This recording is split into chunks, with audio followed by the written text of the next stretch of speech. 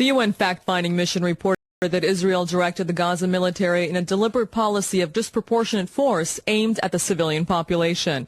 The report established that war crimes and crimes against humanity were committed by the Israeli military.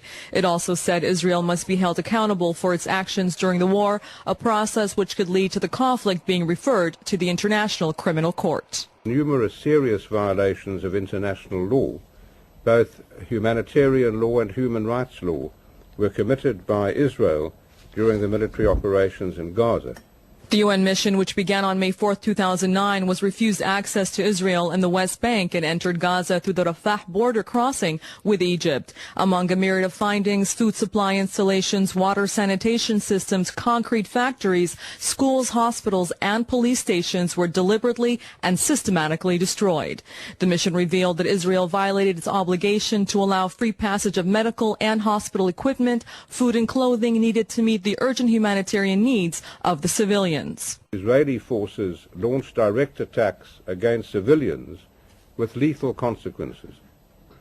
With only one exception referred to there, the facts establish that there was no military objective that we could find, no military advantage that we could find, and we looked, that could justify those attacks.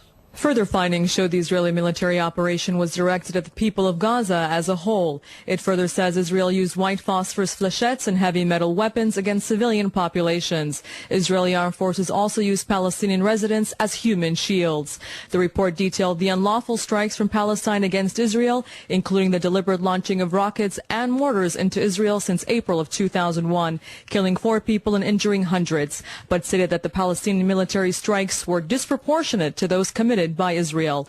In the lead up to the Israeli military assault on Gaza, more than 1,400 people were killed by Israeli forces. Turning to the Palestinian armed groups, there's no question that the firing of rockets and mortars was deliberate and calculated to cause loss of life and injury to civilians and damage to civilian structures.